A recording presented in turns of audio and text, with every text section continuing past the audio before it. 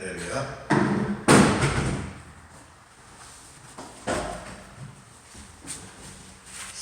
오늘 이 시간에는 누가복음 15장 11절로 24절에 이르는 말씀 속에 그 아버지와 아들이라는 말씀으로 하나님 은혜 주시겠습니다. 어떤 연인에게 그의 제자가 물었죠. 질문해 온 나라가 잘 되는 비결이 무엇입니까? 라고 했습니다. 그때 그 현인은 대답하기를 군군 신신 부부자자라고 했죠. 그 의미는 임금은 임금의 자리에서, 신하는 신하의 자리에서 최선을 다하고, 또 부모는 부모의 자리에서, 자식은 자식의 자리에서 최선을 다하는 것이다 라고 답했습니다. 그런데 우리 사회의 서글픈 현상 중 하나는 이런 관계가 점점 파괴되어 있다는 안타까움이죠. 이 관계를 회복하는 것이 오늘날 정치나 경제, 안보를 회복하는 것보다 더 우선해야 된다는 과제이죠. 특히 부모와 자식의 관계를 회복하는 성현들 관계는 이어서 우리의 성현들은 농사 중에 자식 농사처럼 어려운 것은 없다 할 정도로 하소연한 걸 봅니다. 오늘 본문의 탕자의 비유는 독일의 유명한 게테라고 하는 이와 같은 명작 이 파우스트의 주제이기도 했던 것처럼 성경상 예수님의 유명한 비유인데요. 오늘날 교회에서는 이 말씀을 현재 유연하고 있다는 것이 너무나 아쉽다는 것이죠. 그러나 여기 앉아있는 우리들 중에서 본장에서 제시한 대로 아버지의 집안의 아들의 탕자가 아니면 아버지의 집을 떠난 둘째 아들 탕자의 가능성이 농후하다는 사실입니다. 문제의 핵심은 다름 아닌 즉 변화, 메테모르포테라고 하는 이 성경에 제시한 이와 같은 변화의 본질은 외형적이라는 것이보다도 내면적인 것에 추구해야 된다는 것이죠. 그러니까 맏아들 탕자는 아버지 집에 있으면서도 변화에는 전혀 무관심했으나 둘째 아들 탕자는 아버지 집을 비록 떠나긴 했으나 그 동기로 인해서 온전한 변화의 열매를 맺어 드렸다는 데 차이가 있죠. 그래서 이 비유를 성경학자들은 맏아들은 유대인들에 비유하고 둘째 아들은 저와 여러분이 같은 이방인에 비유한다는 것이죠. 아무튼 우리의 정치나 경제가 현실적으로 갈등하고 대립해서 극한 투쟁을 일삼는 이유는 그 원인이 어디에 있느냐 하십니까? 변화되지 않기 때문이라는 것이죠. 정치인이 변화되지 않는 여야의 극한 대결은 지속될 것이고 권력과 국민의 갈등은 지속될 수밖에 없는 것이며 경제의 주체가 되는 노사의 갈등 역시 마찬가지일 것입니다. 더군다나 부모와 자녀 간의 갈등 이것도 역시 변화되지 않고서는 가정이 가정다워질 리가 만무하다는 것이죠. 그래서 오늘 본문을 중심해서 오늘 자녀 축복 예배를 통하여 몇 가지를 우리가 생각해 보겠습니다. 첫째로 그 아들이 왜곡된 의식의 실상에 관해서 좀 생각해 봅니다. 본문 11절에 보니까 또 가나다 어떤 사람이 두 아들이 있는데 그 둘째가 아비에게 말하되 아버지여 재산 중에서 내게 돌아올 분깃을 내게 주소서. 아비가 그의 살림을 각각 나눠 주었더니 그 며칠이 못되어 둘째 아들이 재산을 다 모아가지고 먼 나라에 가 거기서 허랑방탕하며 그 재산을 허비하더니 이랬죠. 여기에 둘째 아들의 왜곡된 의식은 두 가지로 지적할 수가 있겠는데요. 첫째로 아버지께 감히 내게 돌아올 분깃을 달라고 한 무리함과 건방진 모습과 두 번째로는 분깃을 처리 과정에서 이 왜곡됐다는 것입니다. 먼저 분깃을 달라는 자식의 경우는 도리상 납득할 수 없는 오만한 처사라고 할 수밖에 없죠. 물론 부모가 돌아가신 후에 그의 유산으로 물려받았다고 했다면 납득할 수 있겠으나 부모 생전에 부모의 재산을 요구한다는 것은 바로 도리로서 자식된 도리가 아니라 이 말. 그러나 옛말에 자식이긴 부모가 없다라고 했듯이 순한 아버지는 자식의 요구대로 분깃을 생전에 각각 나누어 주지요. 사실 부모와 자식 관계에서 자식들이 부모에게 해야 할 말이 있고요. 해서는 안 될 말이 있다는 것이죠. 그러므로 부모에게 부득이할 말이 자식들 입장에서 있다면 그것을 심사숙고해서 무리하고 오만한 요구를 해서는 결코 안 되는 것이죠. 사실 자식들 입장에서 나를 낳아주시고 길러주시느라고 진자리 마른 자리 갈아주시며 또 가르쳐주시고 또 돕혀주시고 먹여주셨던 부모님이 이제는 이제 성장했으니 이제 무엇을 드릴까요? 하면서 아파트도 사드릴까요? 옷이나 그리고 식사도 대대로 드릴까요? 자동차도 사드릴까요? 하면서 부모를 우선해서 이렇게 배려하는 것이 자식된 도리가 아니겠어요? 그런데 족바다장격으로 자식이 부모에게 돈을 벌어서 맡겨둔 것도 아닌데도 불구하고 내게 돌아올 품짓을 요구했다는 것은 어떤 면으로도 이 자식된 이와 같은 도리가 아니라는 게 이것은 바로 오만한 폭고요. 또한 이와 같은 오만한 작태죠. 성경의 본문의 장자의 이와 같은 비슷한 폭거를 했던 자가 바로 압살롬의 아들 다윗의 아들 압살롬이죠. 아버지 다윗이 왕권을 빼앗기 위해서 그의 아들 중 탁월한 미남인 이 압살롬이 권력욕에 사로잡혀 그 속해 있는 똘마이들을 동원해서 전부 아버지의 왕권을 쟁탈하려는 그런 야심을 품는 태어나죠. 아버지 다시 죽을 때가 다오자 그의 자식들 중에서 한 자식을 찍어서 순리대로 숨겼다면 문제가 없겠는데 생전에 그의 절차를 무시하고 압살롬은 권력이라고 하는 분깃을 거머쥐기 위하여 그의 똘마이들인 구태다군을 조성하여 반란을 일으켜 아버지 다윗을 죽이려고 했지요.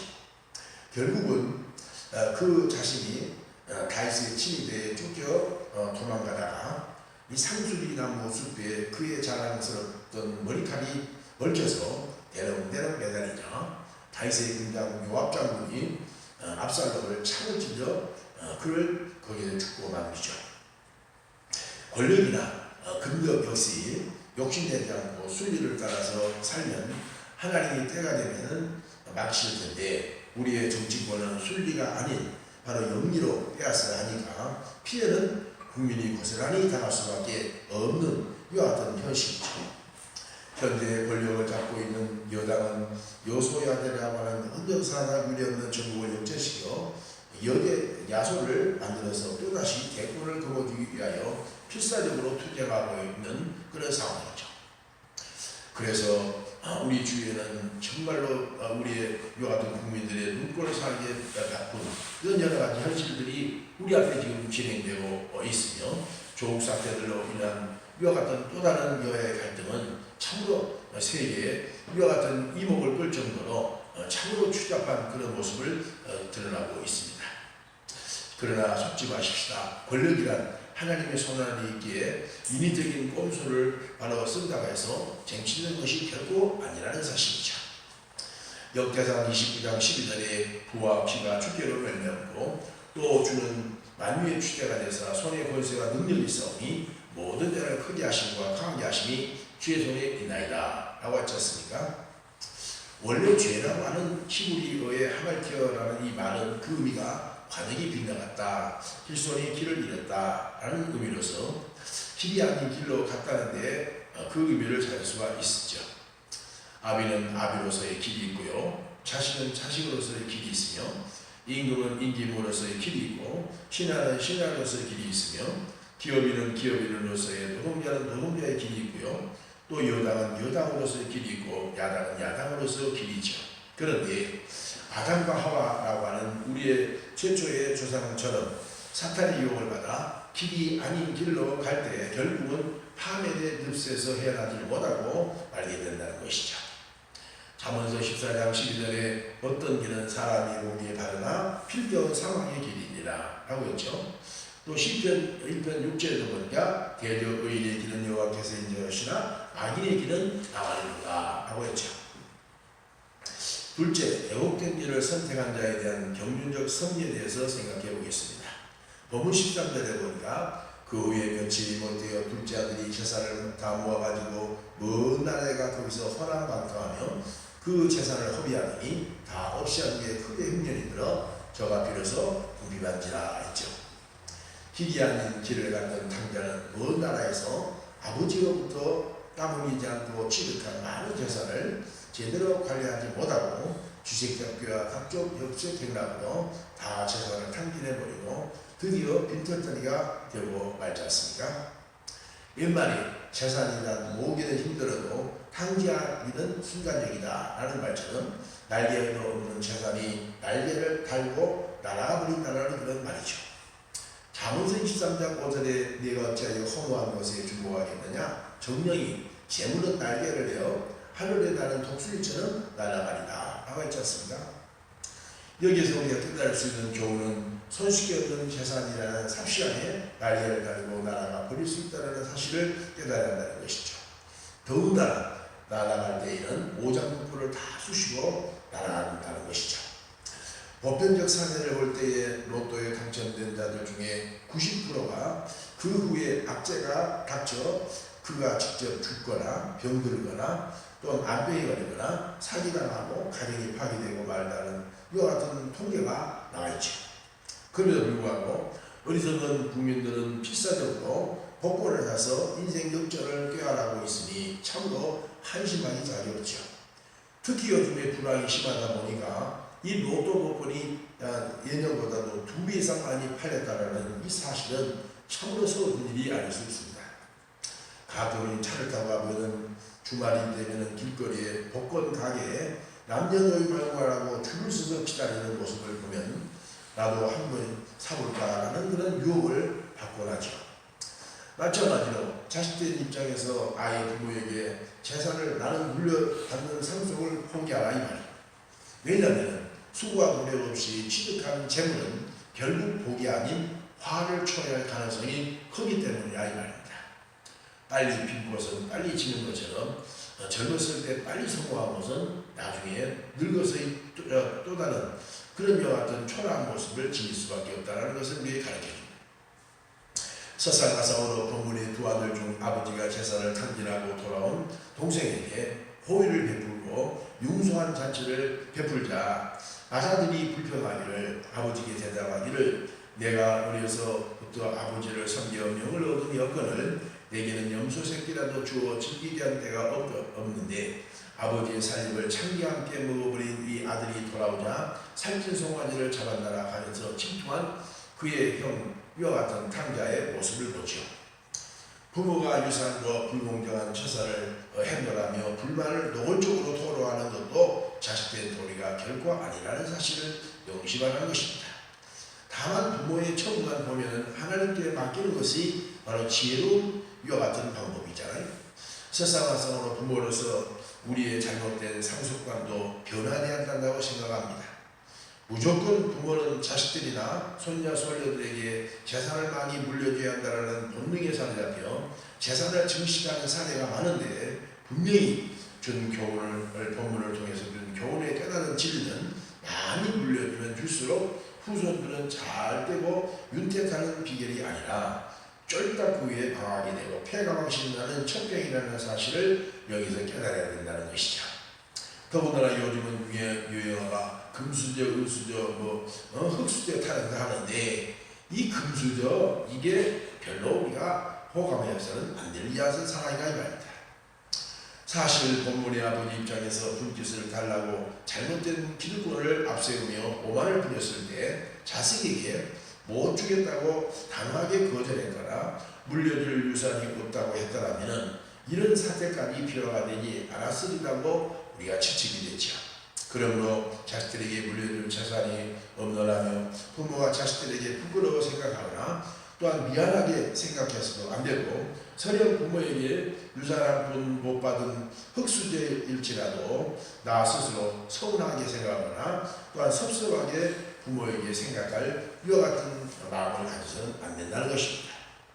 다 하나님의 섭리와 뜻이라고 생각하면서 설상가상으로 집 나간 둘째 아들 탕자에게는 악순환이 지속되지 않습니까? 그 내용이 즉 본문 14절에 보세요.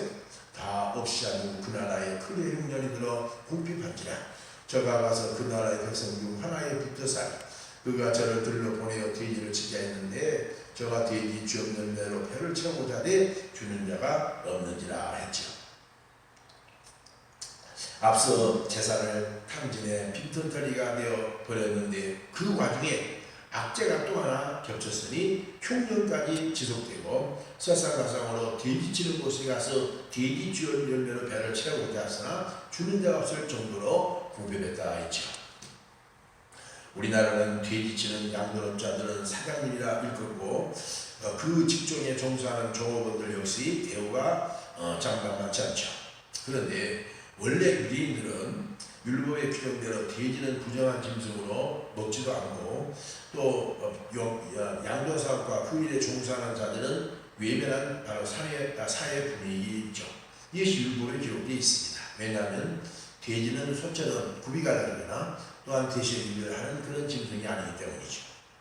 왜냐하면 구약의 레위기서에 나타난 선진의 이와 같은 표정에 돼지는 부정한 것으로 분명히 점철이 되어 있다. 예를 들면 대신인자라는 굽이 갈라진 짐승인 소나 양은 먹을 수 있지만은 그러나 돼지와 기타 토끼 이런 것 같은 부정한 것들은 만지지도 말라고 이렇게 말씀을 했습니다. 그런 탕자는 그 당시 유대인들이 그처럼 더럽고 천하게 여기는 돼지를 치고 그의 주연별매라고 일컫는 장갑으로 하루하루를 연명하는 기구한 운명으로 전락되어 버렸다는 것이죠. 사실 그도 과거에는 귀한 이와 같은 자식 중에 자식이 사로서 매우 호응시는 이와 같은 아들이었음에도 불구하고 이제는 천박한 거지 중에 거지요 노숙자 중에 노숙자로 전락해버렸으니 참으로 기가 막힌 일이 아닐 수 없잖아요. 그러므로 지금도 지하철 역사나 역전 등에서 허름한 옷을 걸치고 남난 차림으로 떠도이 생활을 전전긍긍하는 노숙자들이나 그림들을 우리가 봤을 때 그들을 허무의 대상으로 여기지 말고 나와 내 자식들도 얼마든지 그럴 가능성이 있다는 것을 깨닫고 그들을 측은히 여기고 불쌍히 여기는 마음으로 우리가 대할 줄 알아야 됩니다. 시편 109편 17절에 보니까 저가 저주하기를 좋아하더니 그것이 자기에게 임하고 축복하기를 기뻐하지 않느니 복이 저를 멀리 따랐으며 또 저주하기를 못 입듯 하느니 저주가 불같이 그 내부에 들어가며 그의 뼈에 들어가도다 라고 했거든요. 요즘 청년들이 직장 구하기가 하늘의 별따기다 보니까 대학과 대학원 졸업에도 변변한 직장을 못 구하고 건설 현장이나 기타 3D 업종 등으로 내몰고 있다고 하지 않습니까? 그러나 이런 사회 분위기 자체가 저주스럽다고 폄하해 버려서는 안 된다는 것입니다. 왜냐하면 옛말에도 젊어서 고생은 사서라도 해라 하는 말처럼 초급 목표의 어려움을 극복하고 눈물 섞인 빵을 먹어본 자야만이 지도자의 자격이 될 수 있고요. 이웃의 불쌍한 자들에게 동정하는 어진 자가 비로소 될 수 있다는 것이죠.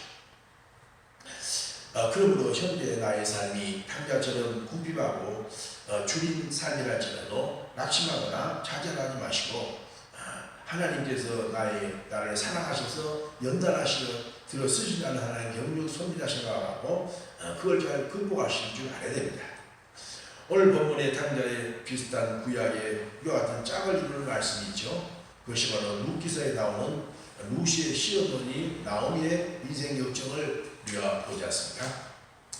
나오미 역시 베들레헴에서 그의 남편 엘리멜렉 사이의 두 아들 말년과 기름과 함께 참으로 행복한 이와 같은 가정을 용이했으나 베들레헴의 흉년에 들자 참지를 못하고 잘못된 길을 선택해서 모압이라는 이방 땅으로 이민을 가고 말죠. 그러나 이민은 지 10년 만에 그의 기둥처럼 여기는 남편이 뜻밖의 죽자 엎친 데 덮친 격으로 그의 큰아들 말년이 죽고 또 작은 아들 이와 같은 기련마저 죽자 결국 시어머니 나오미와 큰 며느리 작은 며느리 세 과부들만이 덜렁감게 된 것입니다. 참으로 나오미로서는 심각한 탕자처럼 거지 중에 산거지가 되어 고향 베들레헴에 기우가자 마중나온 고향 사람들이 나오미가 돌아왔다고 환대하니까 그가 무엇라고 대답하냐 하십니까? 룻기서 1장 20절에 보니까 나오미가 그들에게 이르되 나를 나오미라 칭하지 말라 차라리 말하라 즉 괴로움이다 라고 칭하라. 이는 전능자가 나를 심히 괴롭게 했습니다. 내게 풍족하게 나갔더니 여호와께서 나로 비어 돌아오게 하셨느니라. 여호와께서 나를 징벌하셨고 전능자가 나를 괴롭게 하셨거늘 너희가 어찌 나를 나오미라 즉 기쁨이라 희락이라 나오미라는 뜻은 히브리어로 기쁨과 희락이라고 하는 뜻인데요. 나를 나오미라 칭하느냐 하면서 참 역설을 내죠. 그러나 함께 고국에 돌아온 작은 며느리 룻이 베들레헴 보리밭에서 유력한 이와 같은 다윗왕의 증조모가 되는 보아스를 만나 재혼하게 되고, 그 사이에 오벳이라는 다윗왕의 조부가 낳게 되고, 그 후손에서 다윗이라고 하는 이와 같은 메시아가 탄생하는 영광을 누리게 할 사실을 마태복음 1장의 메시아의 촉구청에서 우리가 확인시켜 주지 않습니까? 부모가 자식들을 과잉 보호해서 호황스럽게 키우면 나중에 하나님도 모르고 부모도 모르는 아나무인한 인생으로 전락해버리는 것입니다. 그래서 하나님도 사랑하면 사랑할수록 시험과 징계를 받게 될 가능성을 바로 가르쳤지요. 히브리서 12장 5절에 내 아들아 주의 징계하심을 경히 여기지 말며 그에게 꾸지람을 받을 때에 낙심하지 말라. 주께서 그 사랑하시는 아들마다 채찍질 하십니다 라고 했지 않습니까? 부모의 입장에서 조부나 그리고 조모의 입장에서 내 아들, 딸이나 손자, 손녀들이 학교 다니면서 알바를 하고 노점 장사를 한다 하면서 그들을 측이 여기지 마십시오. 오히려 자식을 자식처럼 손자를 손자답게 양육하려는 하나님의 경륜적 섭리인 줄 알고 오히려 그 자식들이나 손자들이 고생하는 것을 기뻐하고 하나님 앞에 감사할 줄 아는 그런 마음이 바로 필요한 것입니다. 셋째로 아들된 정체성을 회복한 마음의 본질에 관해서 생각해 보겠습니다. 오늘 본문 17절에서부터 20절 하반절에는 이에 스스로 돌이켜 내 아버지에게는 양식이 풍족한 굴꾼이 얼마나 많은고 나는 여기서 줄여 죽는구나. 내가 일어나 아버지께로 와서 이르기를 아버지 내가 하늘과 아버지께 죄를 얻었사오니 지금부터는 아버지 아들의 돈을 감당치 못하였으니 나를 굴꾼이 하나로 보소서 라고 했죠. 집을 나가기 전에는 아들 중에서도 바로 상남자라고 교만했고 허세를 부렸던 탕자가 혹독한 그런 시련과 역경을 겪고 난 후에는 나를 품꾼의 하나로 여겨달라며 참으로 상남자가 아닌 하남자 중에 하남자로 그의 겸손한 변화를 추구했으니 참으로 불행 다행스러운 일이 아닐 수 없죠. 이는 전적으로 아들이라는 기득권을 내려놓고 오만과 독선을 버렸을 때만이 가능한 일이라는 것이죠.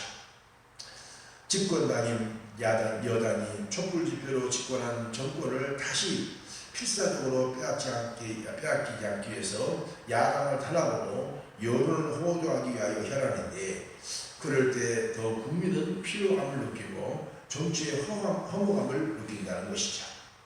모든 욕심을 버리고 민의를 겸손히 수용할 줄 아는 지혜가 더욱 이 시점에서 필요하다는 것을 느끼게 됩니다. 사실 정치란 물갈이를 10년 주기로 해야지 썩지 않는 것이기 계속 하다 보면 독재를 하게 되고 부정과 비리 등이 구석구석에 쌓이기 마련한 것입니다. 그래서 고인 생부는 결국 부패한 것처럼 정권을 오래 잡으면 그 부패하게 마련한 것입니다. 그러므로 대통령이 기득권을 내놓고 겸손히 민의를 살펴 제자리로 돌아가고 여권 역시 대통령에게 눈치만 보며 그야말로 간신을 하지 말고 참으로 충실하게 대통령이 잘못된 것을 지적할 수 있는 그런 여하튼 직언할 수 있는 것이 바로 우리에게 필요하다는 것이죠. 또한 야당도 국회의장만 필사적으로 사수한다는 기득권을 버리고 대승적 차원에서 양보와 합의를 통하여 참으로 금식하고 있는 이와 같은 야당들의 국회의원들 자라 위로하고 또 유감을 표시하는 자세로 변해낸다고 합니다. 로마서 12장 2절에 너희는 마음을 새롭게 함으로 변화를 받아 하나님이 기뻐하시고 선하신 뜻이 무엇인지 분별하도록 하라 라고 했잖아요. 그리스도인들이 변화를 해야 돼. 어떤 경제관이 변화되어야 된다고 볼까요? 빌립보서 2장 5절에 보면 너희 안에 마음을 품으라 곧 그리스도 예수의 마음이니 라고 했잖아요.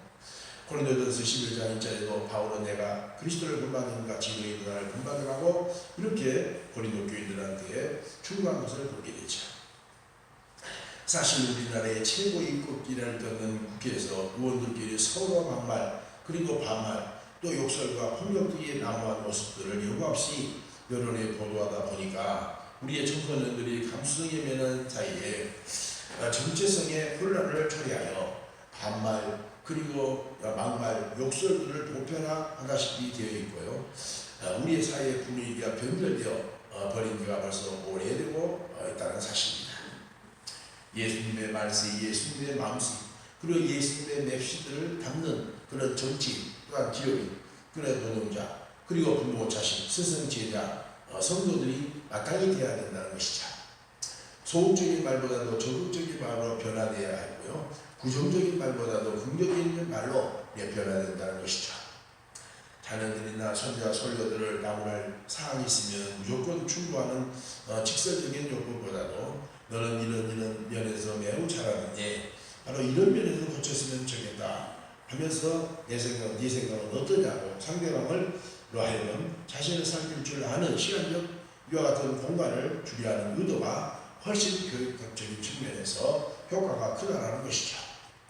골로새 3장 12절에 그러므로 너희는 하나님의 택하신 거룩하고 사랑스러운 자처럼 긍휼과 자비와 겸손과 온유와 오래 참음으로 옷 입고 누가 혐의가 있거든 서로 용납하며 피자 용서하되 주께서 너희를 용서하신 같이 너희도 그리하고 이 모든 일에 사랑을 더하라 했죠. 예수님의 마음을 품는 부모의 같은 자식들이 될 때에 가정천국을 이룰 수 있을 것이며 예수님의 마음을 품는 남편과 아내가 될 때에 가정이 평안할 것이며 예수님의 마음을 품는 기업인과 노동자가 될 때에 직장이 편안할 것이며 예수님의 마음을 품는 변화가 될 때에 대통령과 국민이 하나가 되어 나라가 편하게 될 것입니다. 끝으로 회복된 아들에 대한 아버지의 배려에 관해서 생각해 보겠습니다. 본문 20절에 보니까 일어나서 아버지께 돌아가니라. 아직도 산다가면 내 아버지가 저를 보고 친구에게 달려가 목을 안고 입을 맞추니 아들이 가리되 아버지여 내가 하나님과 아버지께 죄를 싸우니 이제부터는 아버지 아들이 갈 것을 감당치 못하겠나이다 하나 아버지는 종들에게 제일 좋은 옷을 입히고 손에 가락지를 끼우고 팔에 신을 신기라 그리고 살찐 송아지를 끌어다가 잡으라며 큰 판단을 하죠. 여기에서 깨달을 수 있는 교훈은 인간은 타락해서 비록 변질을 되었다 할지라도 하나님께로 돌아와 본질적으로 변화만 된다면 한없이 용서해 주시고 배려해 주시는 하나님의 사랑을 깨닫는다는 것이죠. 이 마음 마치 육신의 부모와 자식 간의 구성이나 그리고 모성에서도 찾을 수가 있잖아요. 그렇기 때문에 우리는 우리에게 주어진 하나님 앞에 이와 같은 부모와 자녀과의 이와 같은 사랑을 통해서 이 스토리의 사랑이 부모와 자식간의 사랑인데 하나님과 우리 인간과의 사랑인 아카페이와 같은 사랑과 비교할 수는 없지만은 그러나 거기에 동반된 이와 같은 것을 통하여 오늘 본문을 통해서 우리에게 찾아볼 수 있는 그런 탕자에게 제일 좋은 이와 같은 무서운 굶주림과 그리고 굶주린 육신의 가장보다도 더 큰 메가톤의 가장은 바로 영적 굶주림이라는 것을 여기에 찾아볼 수가 있습니다. 사실 인간의 동물과 달리 하나님이 그의 형상을 본받아 지었기 때문에 육신은 비록 바로 육신의 양식을 먹어야 지탱될 수 있지만 영혼은 하나님의 말씀에 영의 양식을 먹어야 소생할 수 있잖아요. 마태복음 4장 4절에도 사람이 떡으로만 사는 것이 아니라 하나님의 입으로는 모든 말씀으로 사느니라 라고 예수님이 말씀하시고요. 요한복음 6장 35절에도 물고기 2마리 버리고 5개를 배불리 먹는 이와 같은 무리들을 향해서 예수님이 가라사대 내가 생명의 떡이니 내 영을 자는 결코 죽지 아니할 것이요 나를 믿는 자는 영원히 멸망하지 아니하리라 하시면서 그의 이와 같은 영의 주체가 되신 예수님이 바로 그 말씀이지 우리의 육신의 이와 같은 양식 그 자체가 더 영의 양식보다 중요치 않다는 것을 여기 강조한 것입니다. 그렇기 때문에 영의 양식의 주체가 되신 예수님이 없는 가정 그리고 교회, 기업, 국가와 사회는 영적 탕자일 수밖에 없고요. 예수님 모신 가정과 그리고 사회, 국가, 교회는 초막이나 궁궐이나 천국이 될 수밖에 없다는 논리죠. 우리의 변질된 정치의 정체성을 회복하고 기업과 그리고 가정의 정체성을 회복하기 위하여 예수님을 찾는 운동을 필사적으로 전개해야만 왜곡된 우리의 문화와 가정 그리고 사회와 국가를 바로 세울 수 있다는 것이죠. 누가복음 2장에 보면은 예수님의 육신의 이와 같은 부모인 요셉과 마리아도 6월절 날 예루살렘의 절기를 지키기 위하여 예루살렘에 상행했다가 12살 된 예수님을 잃어버리고 말죠. 잃어버린 뒤 나흘이나 친구나 그리고 친척집에 전전하여 찾았지만은 찾지 못하다가 사흘 후에 성전에서 랍비들과 함께 있는 예수님을 찾고 난 다음에 비로소 그 가정에 근심 걱정이 떠나고 평화가 도래됐음을 볼 수 있죠. 오죽했으면 예수님의 부모님도 예수를 잃어버렸으므로 안절부절했는데 저와 여러분과 보겠습니까? 주님과 동행하고 함께하는 가정과 교회가 되기 바로 위해서 매혹된 자식의 실상인 오만과 기득권을 과감하게 버려야 됩니다. 매혹된 길을 선택했던 탕자가 얼마나 그릇된 길로 였음을 깨닫게 하기 위하여 채찍질하시는 창조주 하나님의 병리적 섭리를 깨닫고 아들된 정체성의 변화의 본질을 회복하십니다. 그 결과 회복된 자식에 대한 하나님의 그 큰 사랑을 체험하여 하늘과 부모에게 효자, 교부 그리고 효손 되는 저와 여러분 되시기를 주 예수의 이름으로 간절히 축원합니다. 할렐루야. 영광의 하나님 감사합니다. 주께서 우리에게 주시는 소중한 이 가르침을 통하여 우리에게 왜곡된 우리의 이와 같은 사회관과 그리고 우리의 마음의 이와 같은 인륜관과 도덕관과 신앙관을 회복할 수 있도록 하나님 축복하여 주시고 김나간 아버지 하나님 자식들처럼 저들의 이와 같은 굶주리고 궁핍한 저들의 현실을 불쌍히 해주셔서 저들 아이가 다시 한번 하나님 앞에 깨달고 돌아와 회개하고 하나님 용서받아 주 앞에 회복되는 귀한 긍휼을 베풀어 주시옵소서. 예수 그리스도 이름으로 기도드리옵나이다. 아멘.